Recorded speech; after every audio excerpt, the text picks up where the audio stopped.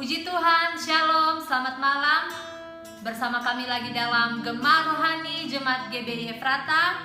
Mari Bapak Ibu Jemaat Tuhan yang ada di rumah masing-masing, ataupun siapapun yang menyaksikan program ini, mari kita satukan hati, kita siap untuk menyembah Tuhan. Terima kasih Tuhan. Ku ada sebab anugerah-Mu, ku ada karena kasih-Mu, Tuhan Yesus. Ku berterima kasih buat kasih rahmat-Mu. Terima kasih.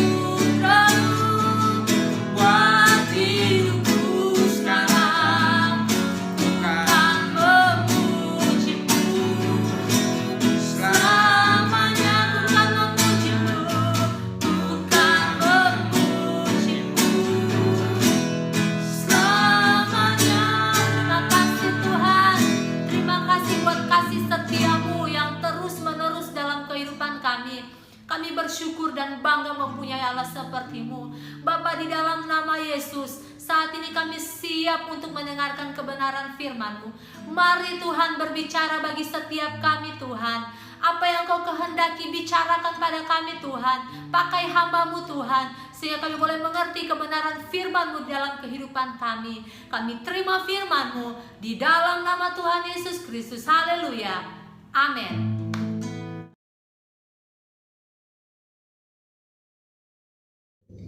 Puji Tuhan, malam hari ini dalam Gemar Rohani kita akan belajar kebenaran firman Tuhan. Kita sudah belajar mengenai jemaat Efesus, jemaat Smyrna, jemaat Pergamus. Malam hari ini kita akan belajar mengenai jemaat di Tiatira. Wahyu 2 ayat 18 sampai ayat yang ke-29. Dan tuliskanlah kepada malaikat jemaat di Tiatira, inilah firman anak Allah yang matanya bagaikan nyala api dan kakinya bagaikan tembaga. Aku tahu segala pekerjaanmu, baik kasihmu maupun imanmu, baik pelayananmu maupun ketekunanmu. Aku tahu bahwa pekerjaanmu yang terakhir lebih banyak daripada yang pertama, tetapi aku mencela engkau karena engkau membiarkan wanita Izebel yang menyebut dirinya nabi, yang mengajar dan menyesatkan hamba-hambaku supaya berbuat zina dan makan persembahan-persembahan berhala. Dan aku telah memberikan dia waktu untuk bertobat, tetapi ia tidak mau bertobat dari zinanya. Lihatlah, aku akan melemparkan dia ke atas ranjang orang sakit, dan mereka yang berbuat zina dengan dia akan kulemparkan ke dalam kesukaran besar jika mereka tidak bertobat dari perbuatan-perbuatan perempuan itu. Dan anak-anaknya akan kumatikan, dan semua jemaat akan mengetahui bahwa akulah yang menguji batin dan hati orang, dan bahwa aku akan membalaskan kepada kamu setiap orang menurut perbuatannya. Tetapi kepada kamu, yaitu orang-orang lain di Tiatira, yang tidak mengikuti ajaran itu dan yang tidak menyelidiki apa yang mereka sebut seluk-beluk iblis, kepada kamu aku berkata, aku tidak mau menanggungkan beban lain kepadamu, tetapi apa yang ada padamu peganglah itu sampai aku datang, dan barang siapa menang dan melakukan pekerjaanku sampai kesudahannya, kepadanya akan kukaruniakan kuasa atas bangsa-bangsa, dan ia akan memerintah mereka dengan tongkat besi.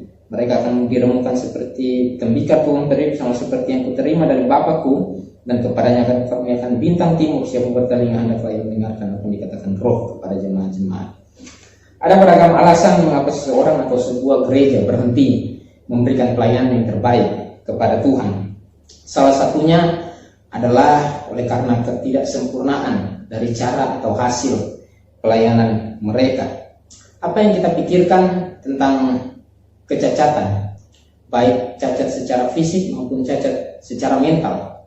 Artinya jika seseorang mengalami cacat secara fisik maupun mental, maka pertumbuhan orang tersebut itu kerdil dan jiwanya pun itu mungkin terganggu.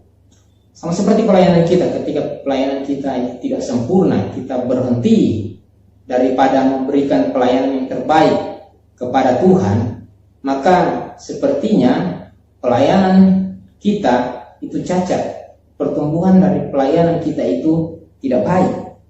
Istilah cacat dalam konteks Wahyu pasal yang kedua ayat 18 sampai ayat yang ke-29 terdapat di dalam ayat yang ke-20.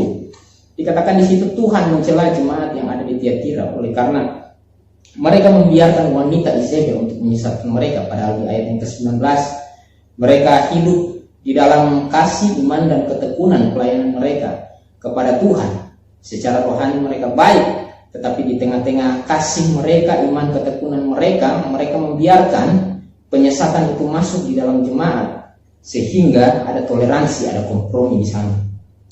Ketika kita bertoleransi, berkompromi dengan dunia ini, maka pertumbuhan pelayanan, pertumbuhan kerohanian kita pun itu tidak baik dan tidak sempurna, cacat.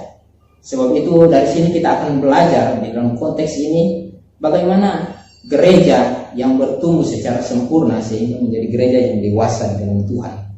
Yang pertama, firman itu mengajarkan tentang gereja yang kudus, firman itu mengajarkan tentang gereja yang murni, dan firman itu mengajarkan tentang gereja yang menang. Ayat 18 dan ayat yang ke-19, dan tuliskanlah kepada malaikat jemaat di Tiatira, inilah firman anak Allah yang matanya bagaikan nyala api dan kakinya bagaikan tembaga. Aku tahu segala pekerjaanmu, baik kasihmu maupun imanmu, baik pelayananmu maupun ketekunanmu. Aku tahu bahwa pekerjaanmu yang terakhir lebih banyak daripada yang pertama. Di sini ada 3 hal yang dinyatakan oleh Yesus tentang dirinya sendiri. Yang pertama, bahwa dia adalah anak Allah. Gelar anak Allah ini satu-satunya muncul di dalam ke-7 gereja atau ke-7 jemaat Tuhan yang ada di kitab Wahyu. Bahkan gelar anak Allah ini merupakan satu-satunya yang muncul dalam keseluruhan kitab Wahyu. Seorang berkata bahwa oleh karena kerasnya teguran kepada jemaat Tuhan yang ada di Tiatira, maka si pembicara di sini menyebabkan dia untuk menggunakan gelar anak Allah. Kemudian dikatakan matanya bagaikan nyala api. Artinya Tuhan itu maha tahu, dia tahu akan setiap dosa-dosa yang dilakukan oleh jemaat yang ada di Tiatira. Dikatakan kakinya bagaikan tembaga. Ini menunjukkan sebuah penghakiman atau penghukuman. Artinya kakinya bagaikan tembaga, ini akan menginjak-injak setiap orang yang tidak mau bertobat.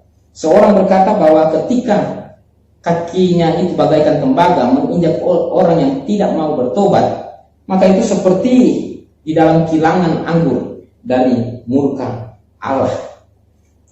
Kemudian surat ini dilanjutkan dengan sebuah pujian yang sangat tinggi kepada jemaat Tuhan yang ada di Tiatira. Sebab itu jemaat Tuhan di Tiatira ini dipuji oleh karena kasih mereka, iman mereka, ketekunan mereka di hadapan Tuhan. Tetapi di sisi lain ada kutukan bagi wanita Izebel oleh karena pengajarannya, oleh karena cara hidupnya yang menyesatkan jemaat Tuhan yang ada di Tiatira, sehingga kita dapat simpulkan bahwa wanita Izebel ini sangat berpengaruh bagi jemaat yang ada di Tiatira. Sebab itu di ayat yang ke-20 dikatakan jemaat Tuhan yang ada di Tiatira membiarkan penyesatan daripada wanita Izebel masuk di dalam gereja Tuhan. Kesimpulannya kalau kita melihat dari luar, tampaknya jemaat Tuhan yang ada di Tiatira ini tampak kuat dan tampak subur pertumbuhan kerohanian mereka oleh karena kasih mereka, iman mereka, ketekunan mereka. Tetapi di tengah-tengah kasih mereka, iman, ketekunan mereka, ada yang hilang dari jemaat ini oleh karena mereka membiarkan penyesatan itu masuk di dalam gereja. Maka ada toleransi di sana, ada kompromi di sana. Sebuah peringatan bagi kita bahwa gereja yang penuh dengan jemaat dan orang-orang yang melayani di dalamnya belum tentu itu merupakan gereja yang sejati. Kenapa? Karena gereja itu harus diarahkan, bukan untuk dihibur. Gereja itu harus dikonfrontasi dengan fakta dosa. Gereja itu harus menawarkan keselamatan, bukan mengkompromikannya. Seorang berkata ketika ada kompromi di sana sini, maka gereja atau jemaat itu terlihat sama dengan dunia. Ketika ada kompromi, ada toleransi di dalam sebuah gereja, maka itu akan menuju kepada jalan kehancuran di dalam gereja itu.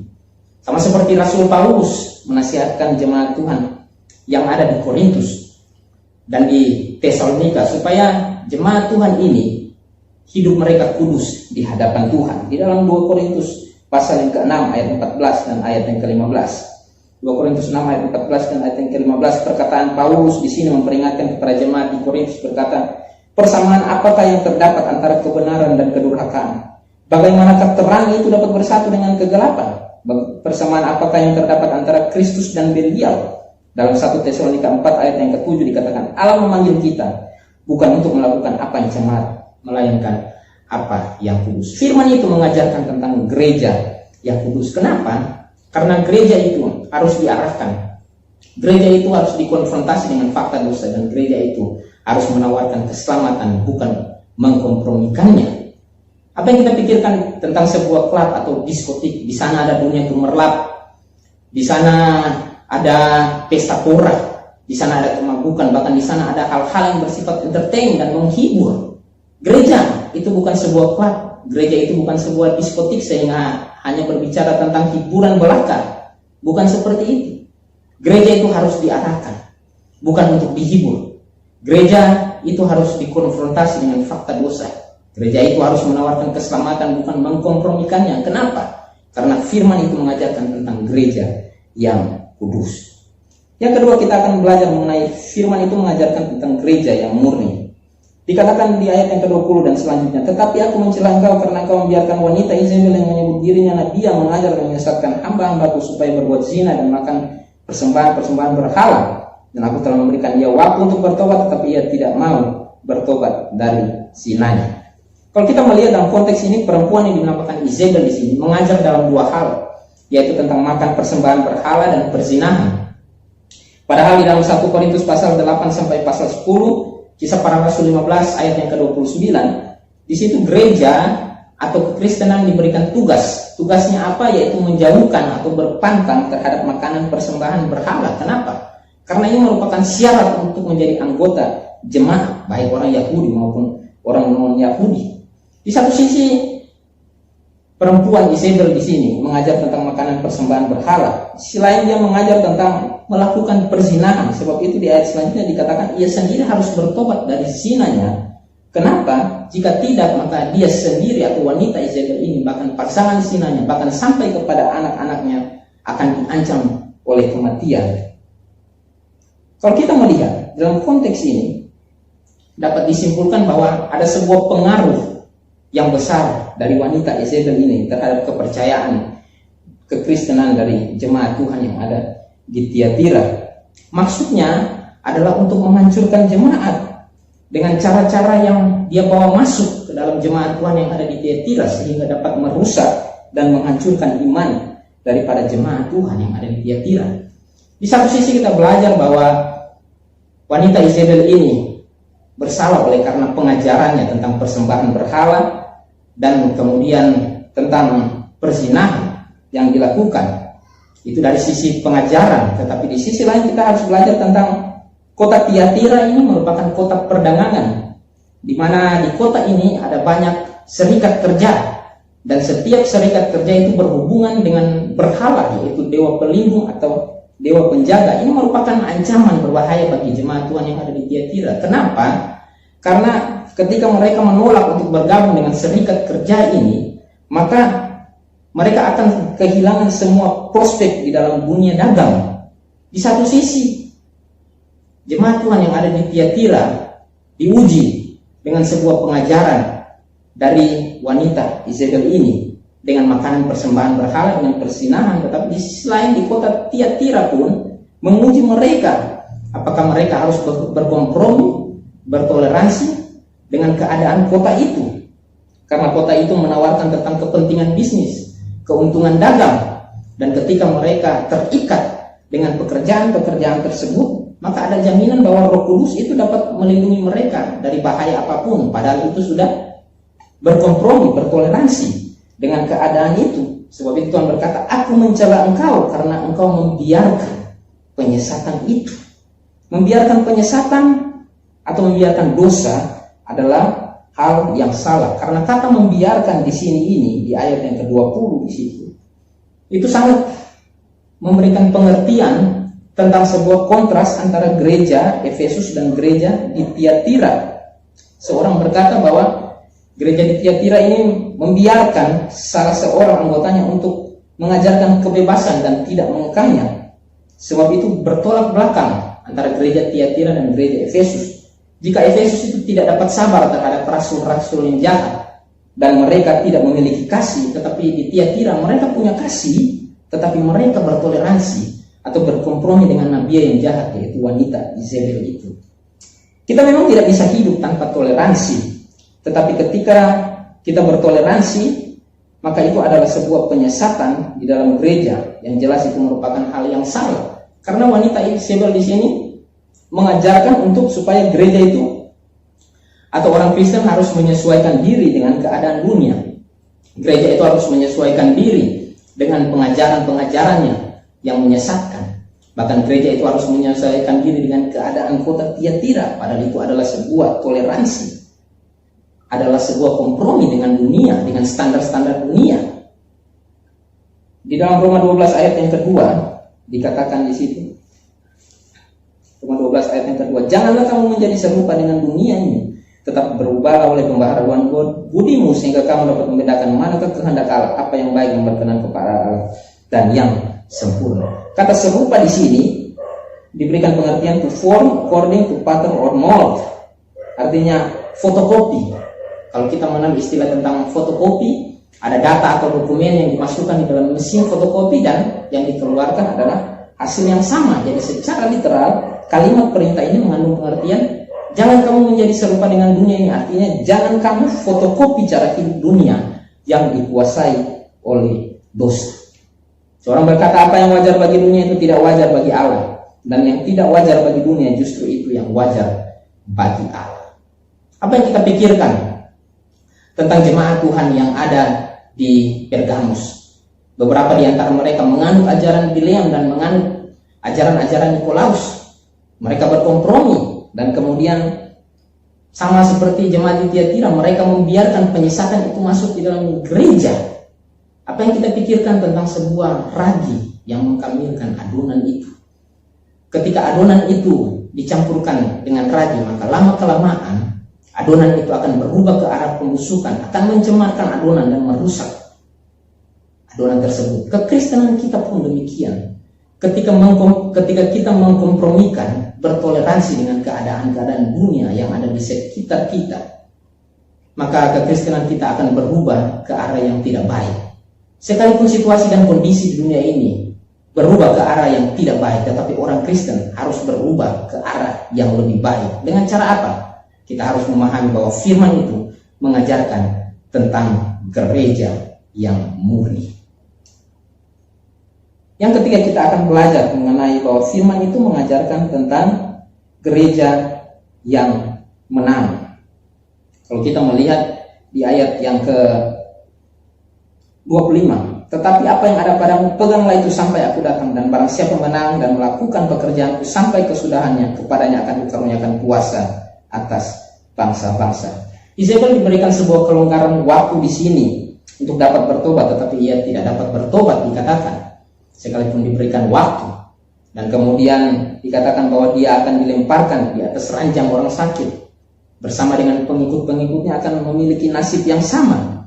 Hal ini membuktikan bahwa Tuhan itu menguji batin dan hati daripada setiap orang. Kalau di kitab Yeremia dikatakan bahwa ada hak istimewa Allah untuk menyelidiki hati dan batin dari setiap manusia. Di sini Kristus memiliki hak istimewa itu karena dia adalah Allah, dia adalah Tuhan. Dia menyelidiki, dia menguji hati dan batin setiap orang. Artinya bahwa setiap emosi dan pikiran kita tampak jelas di matanya. Tidak ada yang tersembunyi di mata Tuhan. Sebab itu dikatakan, akulah yang menguji, akulah yang menyelidiki batin dan hati orang. Itu berhubungan dengan di ayat yang ke-18 dikatakan matanya bagaikan nyala api. Artinya matanya di sini dapat menembusi, melihat motivasi yang tersembunyi dari setiap jemaat Tuhan yang ada di Tiatira. Tuhan tahu kompromi yang dilakukan oleh jemaat di Tiatira. Tuhan pun tahu akan kesetiaan dari jemaat Tuhan. Di satu sisi Tuhan mencela bagi mereka yang membiarkan penyesatan itu, tetapi di sisi lain bagi mereka yang setia Tuhan berkata, apa yang ada padamu peganglah itu sampai aku datang. Setan selalu berusaha untuk melepaskan hal-hal yang kita pegang dengan memberikan penderitaan. Ada problem, ada masalah, bahkan ada daya tarik duniawi, bahkan ada pengajaran-pengajaran seperti pengajaran yang ada di jemaat di Tiatira, pengajaran daripada wanita Izebel, ada keadaan kota daripada Tiatira yang menawarkan tentang serikat kerja demi kepentingan bisnis, padahal di situ berkaitan dengan berhala. Seringkali hal-hal itulah yang ditawarkan kepada kita supaya kita dapat melepaskan apa yang kita pegang, melepaskan apa yang dipegang oleh jemaat di Tiatira.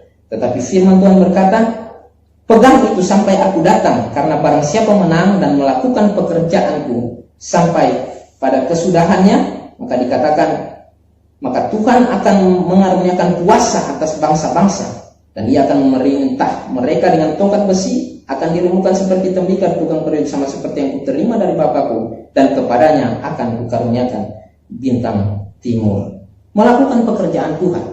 Kata melakukan pekerjaan Tuhan ini bertolak belakang dengan pekerjaan atau perbuatan dari wanita Izebel atau perempuan itu.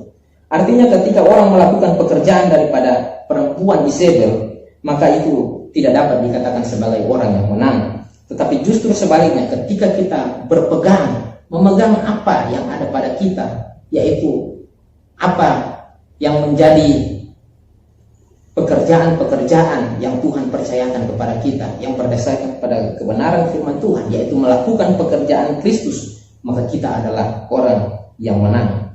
Bahkan sampai pada kesudahannya, kita melakukan pekerjaan Kristus dengan setia sampai akhir. Firman itu mengajarkan tentang kekristenan yang menang. Sebab itu pegang apa yang ada padamu, pertahankan mahkota yang ada padamu sampai pada kesudahannya. Sekali Yesus, tetap Yesus. Kita sudah belajar mengenai gereja Tuhan. Ada gereja Tuhan yang berhenti di dalam pelayanan mereka untuk memberikan yang terbaik kepada Tuhan. Alasan mereka tidak sempurna. Alasan mereka adalah sebuah kecacatan oleh karena hasil dan cara pelayanan mereka itu tidak memuaskan bagi mereka, sehingga kita dapat mengenal tentang istilah sebuah kecacatan. Dalam istilah hukum, cacat ini adalah orang yang cacat itu dianggap seperti kanak-kanak yang tidak dapat bertanggung jawab dalam semua situasi dan kondisi apapun. Pertumbuhan kerohanian kita adalah bertumbuh bukan hanya sampai pada kanak-kanak, bertumbuh sampai pada tingkat kedewasaan. Sebab itu pertanggungjawaban pelayanan kita di hadapan Tuhan. Karena apa? Firman itu mengajarkan tentang gereja yang kudus. Firman itu mengajarkan tentang gereja yang murni, dan firman itu mengajarkan tentang gereja yang menang. Ini firman Tuhan yang dapat saya sampaikan. Selamat malam, Tuhan Yesus memberkati. Puji Tuhan, demikian Gema Rohani malam hari ini. Kita akan tutup, kita angkat pujian.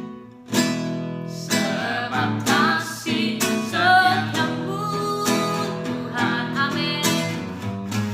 Sebab kasih setiamu, janjimu Tuhan melebihi segalanya.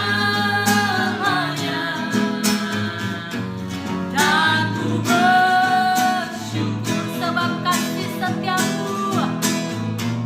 Oh, sebab kasih setiamu Tuhan, Yesus Tuhan. Sebab kasih setiamu, janjimu Tuhan melebihi segalanya. Dan ku bersyukur melebihi segalanya, melebihi segalanya. Dan ku bersyukur. Kami bersyukur Tuhan buat kasih setia Tuhan Amin. yang tidak pernah Terima meninggalkan kasih, kami. Tuhan. Selalu baru setiap hari. Amin. Rahmat-Mu dalam hidup kami, sehingga kami mengakui bahwa kebaikan Tuhan, kemurahan Amin, Tuhan Yesus itu Tuhan. selalu menjadi bagian Amin, dalam hidup amin. kami. Terima Kami kasih. hidup hanya oleh karena anugerahnya. Amin, Terima Yesus. kasih buat firman-Mu menjadi Yes. kekuatan bagi kami. Kami mendengar, kami melakukan, itulah komitmen kami, panggilan Amin. kami. Terima Ketika kasih. kami memberi diri hidup kami lebih dalam lagi untuk mengenal Amin. Tuhan di dalam kebenaran firman Tuhan. Kami bersyukur Tuhan supaya firman Tuhan terus mengajarkan kami agar kami Terima adalah kasih, gereja Tuhan. yang tetap kudus, gereja yang murni, gereja yang menang, bahkan lebih Amin. daripada pemenang. Ini doa kami, ini syukur kami mengakhiri Gema Rohani malam hari ini di dalam satu nama yang ajaib, nama Tuhan Yesus Kristus. Haleluya. Amin. Puji Tuhan, demikian Gema Rohani. Selamat malam.